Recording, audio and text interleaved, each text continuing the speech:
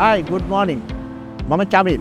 මම Uber එක සම්බන්ධ වෙලා දැන් අවුරුදු 3ක් වෙනවා. මම Uber drive කරනකොට මගේම කියලා පාවිච්චි කරන ටිප්ස් ටිකක් තියෙනවා. මම ඒක මගේ පැසෙන්ජර්ලා එක්ක බෙදා ගන්නවා. එතකොට මටත් පාසුයි, එයාලටත් පාසුයි.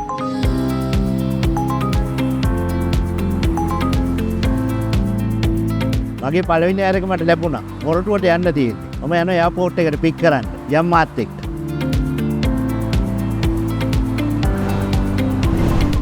මගේ වාහනේ ක්ලීන් එකට පිළිවෙලකට තියාගන්න මම හරිම කැමතියි. වාහනේ වගේම මගේ පෙනුම පිළිවෙල ගැන මම ගොඩක් හිතනවා. ඒ තමයි පැසෙන්ජර්ට දෙන ෆස්ට් ඉම්ප්‍රෙෂන් එක. එයා ප්‍රශ්න එකකුත් තිබ්බාම තමයි වාහනේත් එක්කම අපි ට්‍රීට් වෙන්නේ.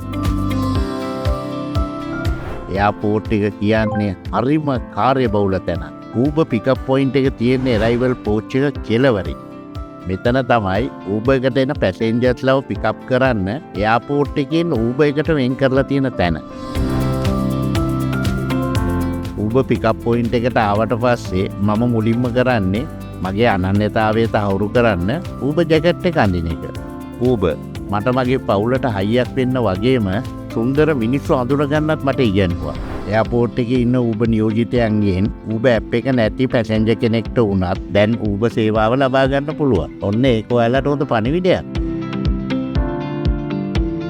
කොළඹ දිස්ත්‍රික්කයේ සියලුම ගමන් වාරවලදී Uber එකේ highway charges මුළු ගාස්තුවට ඇතුළත් වෙලා නිසා පැසෙන්ජර්ස්ලට කිසිම කරදරයක් නැහැ. එයාපෝට් එකේදී මම හැම වෙලේම වාහනේ පාක් කරන්නෙත් පැසෙන්ජර් පිකප් කරන්නෙත් Uber pickup point එකේ නිසා වැඩේ පිළිවෙලයි හැමෝටම පහසුයි.